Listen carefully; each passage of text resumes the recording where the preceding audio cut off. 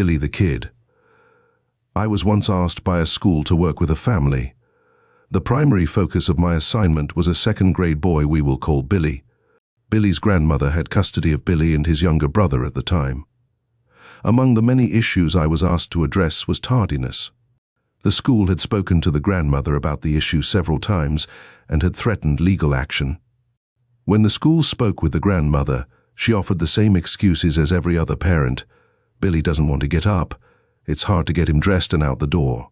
Those were not even good excuses.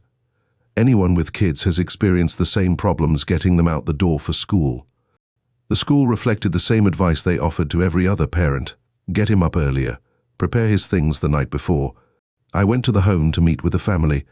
My initial impression was that the grandmother was overwhelmed. She had not planned to be raising two young children at this point in her life.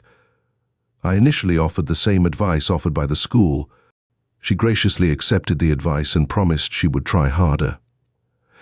At first meetings in the home, I typically focus on getting to know clients. After addressing the school's concerns, we began to talk casually.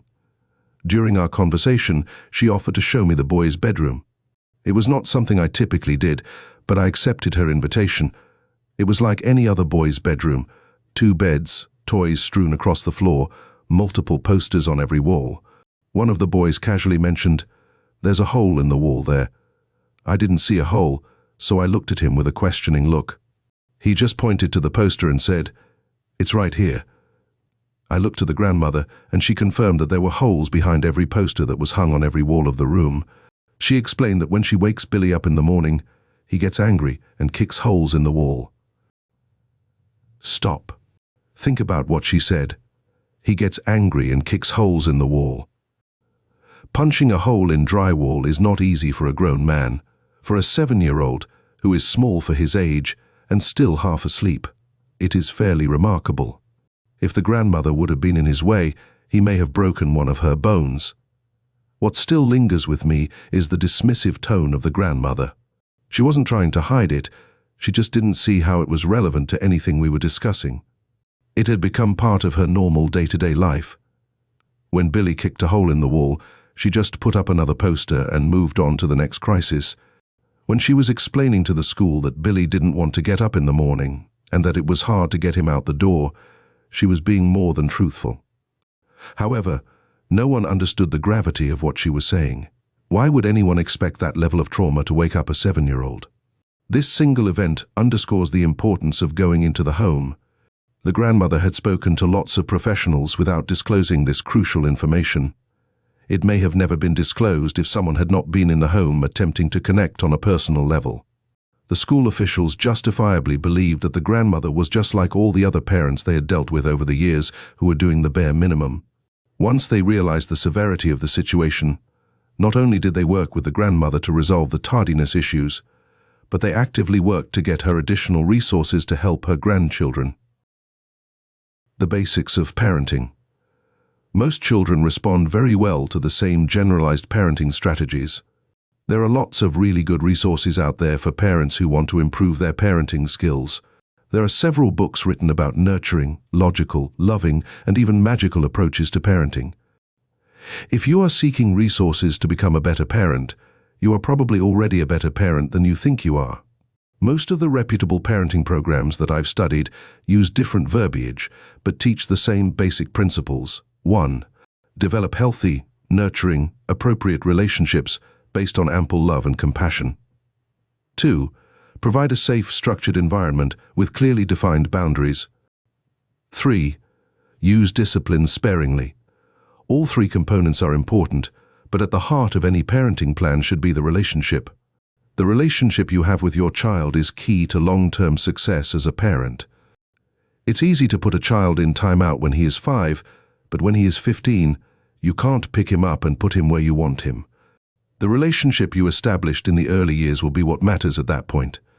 Over the years, I've been surprised to discover how many parenting programs use a similar graphic to represent these principles.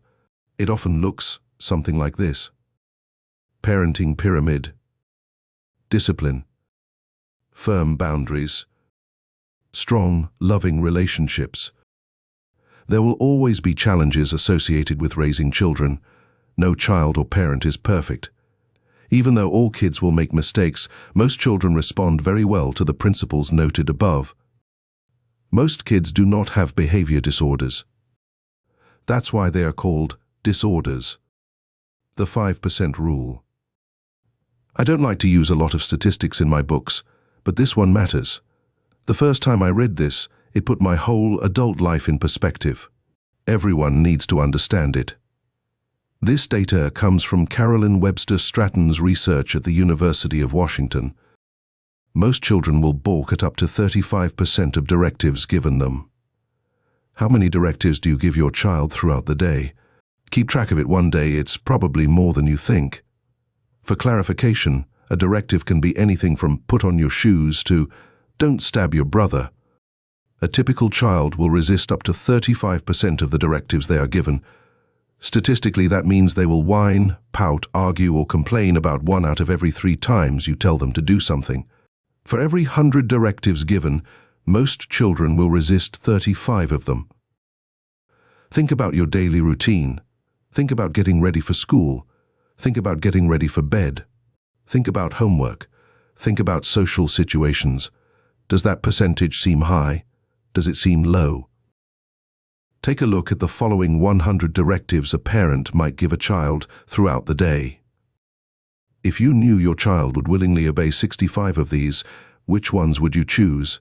Wake up, get dressed, put on your shoes, go to the bathroom, eat your cereal, find your pants, get in the car, do your homework, find your homework, put away your dishes, pick up your toys, put down the knife, take a shower, go outside, come here, go to time out, don't jump on the bed, go to your room, read for 20 minutes, put down the gun, say thank you, brush your teeth, put on your coat, go to bed, take a nap, get off the table, stop throwing things, don't play ball in the house, put down the hammer, stop talking, get off the tablet and do something fun, get off the roof, go inside, draw a picture, put down the paint, take a nap, stay in your room, close the door, close the window, stay in the house, stop hitting me, stop swinging the chain, work harder, get out of the road, calm down, sit down and be still,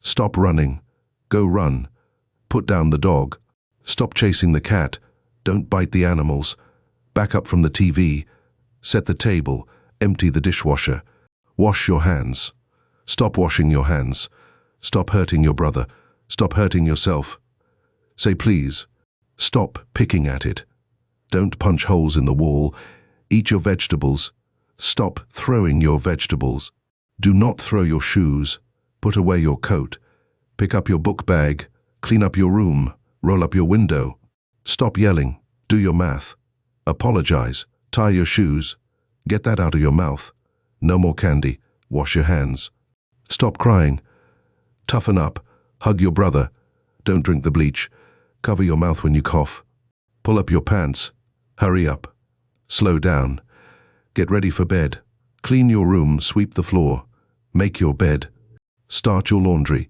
stay in bed, go to sleep, go back to your room, stop kicking the wall, stop being afraid of the dark, do it because I said so, stop screaming, make better grades, try harder, turn off your lights, stop reading, deal with it.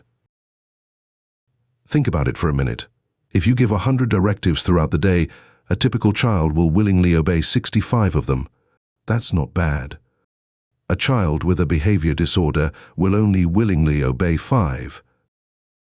What would it be like if your child resisted almost every single request you made of them? Which 5 rules would be a priority? Which 5 rules would you demand your child obey? Which 95 would you be willing to concede as a lost cause? Would the rules you prioritize be about homework, cleaning, sitting still, or would they be about safety? Along with this stark statistic, there is another more important, less objective fact to consider. Behavior disorders are a class of mental illnesses marked by impulsive, aggressive, antisocial, and often blatantly violent behavior. Individuals with behavior disorders don't just whine, pout, or argue. They throw chairs, they break windows, they destroy property. They violently hurt themselves and assault those closest to them. Could you effectively manage your child if they followed 65 of those directives? From the same research, we learned that children with behavior disorders will resist up to 95% of the directives given them. Let that number sink in. What if you asked your child to put away the laundry and they just screamed at you? What if you asked your child to turn off the TV for dinner and they threatened you with a knife? What if you asked your child to take out the trash and they started yelling, "I'm so stupid," and began punching themselves in the face? What if you told your child it was time to wake up and they tried to rip their eyelids off, in a genuine effort to comply with your directions? Let's think of the problem in terms of a single directive. Think of any chore you want your child to do daily. If your child screamed, argued, and sometimes became physically violent 95 out of the 100 times they were asked to do a single task, would you keep asking? If everything is a battle, which battles are worth fighting? Consider the deep impact this level of misbehavior would have on your family. Imagine how it would influence the way you view yourself as a parent. Take a look at the same list we saw before. If your child would only willingly obey 5 of the 100 directives we listed earlier, which ones would you choose? Would your list look like this? Do your homework, take a shower, read for 20 minutes, do your math, make better grades. Or this: put down the knife, put down the gun, put down the hammer, get off the roof, stop swinging the chain. You might think I added those last 5 directives for shock value. You would be wrong. Remember Billy and his grandmother? These are a few of the other things I was tasked to address with their family. These problems were all too real for them. When you spend your days protecting your child and the rest of your family from their behaviors, everything else falls out of focus. Early one morning, I received a frantic call from Billy's grandmother. Billy had woken up angry, angrier than normal. He was walking around the house, whipping a chain at the other family members. After we talked through the steps to calm him down, I went to the house to check on them. By that time, Billy and his brother were sitting on the couch, calmly eating breakfast. The grandmother was rattled but calming down. Her biggest concern was that the kids were going to be tardy again. If your 7-year-old was trying to beat you and his brother with a chain, how would you react? After a morning like that, tardiness should have been the last thing on her mind. But it was just another day, and she had to get the kids to school. What does dealing with this behavior do to a parent? What do they think of themselves? What do they think of their children? It's been almost 20 years since I worked with Billy. As I read over notes, I'm reminded of several points that are worthy of mentioning. The first is the fact that Billy's case was not unique. In this very elementary school, I worked with other families with actively suicidal and homicidal children. You never heard about these cases on the news because their caregivers worked tirelessly behind the scenes to protect their children from themselves. I'm not sure that I adequately convey the peculiarity of his ability to kick holes in the wall. He was small for his age. If someone his size was to get a running start and charge at the wall, I believe they would still have a hard time denting standard half-inch thick sheetrock. I did not have them reenact the event, but from all indications, this was not something that happened as part of an exaggerated tantrum. He would still be in bed, and when she tried to wake him up, he would start kicking the wall with his bare feet with enough force to put holes in the wall. Grandma was not passive in her approach to the problem. She wasn't ignoring the issue. Grandma had already taken steps to mitigate the behavior. Billy and his brother were both still sleeping in toddler beds. That should give some indication of Billy's size. The beds were small enough to be arranged in almost any configuration in the room. As evidenced by the multiple posters strategically hung at the height of the bed on every wall, it was clear that the bed had been moved to every possible position in the room. It seems like a better solution would be to have the head of the bed towards the wall so he wouldn't kick holes in the wall. Here again, let's stop for a second. As a helper, extended family member, or any outsider viewing the situation, the first inclination is to fix the problem. We often focus on the most immediate issue that we see. However, in these types of situations, the problem is usually more complex than we initially understand. It often leads to conflict between the caregiver and the observer. The observer may arrogantly believe that the caregiver is not doing enough to help themselves because they are not taking the most simple steps to address the problem. The caregiver has likely already tried the simplest solution. By the time they allow an outside observer to see the problem, they are likely working on plan B, C, D, or they have exhausted all plans and are completely winging it. Many of these presumed maladaptive responses by the caregiver are based on an undisclosed or misunderstood need. Grandma had already tried turning the bed with the head towards the wall. Kicking holes in the wall was not a problem, it was the solution. As part of the solution, aiming his feet towards the wall allowed him to have an immovable target. This was a safer alternative than simply allowing him to kick wildly, possibly hitting Grandma or his brother. This is an example of a logical response to illogical behavior. It is not uncommon for families with children like this to take a stance of reduced harm rather than zero tolerance. No matter how much damage he was doing to the walls, it was still better than hurting Grandma, who was the only person stable enough to care for him. I mentioned that after the incident when Billy was trying to beat his family with a chain, Grandma's biggest concern was that they would be tardy for school. Perhaps the bigger issue to consider in regard to families of pervasive mental illness is the fact that Billy and his little brother both went to school that day, as if nothing happened. They had become so desensitized to this level of event, they saw it as just another day. Is having a normal day after that type of morning really normal? To be fair, it was probably best for all of them to just resume their normal routine. In many of these cases, the routine itself becomes the most important coping mechanism. When you are constantly moving from crisis to crisis, the routine helps provide a goal to aim for. If you stop and commiserate over every crisis that occurs, you will not be prepared for the next crisis that will certainly come. You must move on. You must get back to the routine. Another aspect to consider is the fact that school is a safe place to send the kids so Grandma could get a break. When these children are at school, they are under constant supervision by teams of professionals. To be under constant supervision at home, all other aspects of the caregiver's life must fall by the wayside. Their life revolves solely around mitigating the misbehavior of their child. Billy was impulsive. Billy could be violent. How would you feel if Billy was sitting next to your child at school? This is another example of the subtle nature of these disorders. Billy was not demonstrating this level of aggression at school. At school, he was withdrawn, sullen, and prone to low-level emotional outbursts. School officials seemed genuinely shocked to hear about this behavior at home. If that type of event had happened at school, Billy would have been suspended. No questions asked.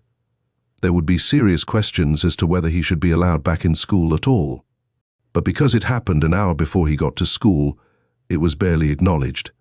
I say barely acknowledged. That makes it sound like the school didn't care, which is not true. By this time, the school was already providing every resource they had at their disposal to help this family. Minimizing the situation and helping him get back to his routine is probably the best thing they could have done.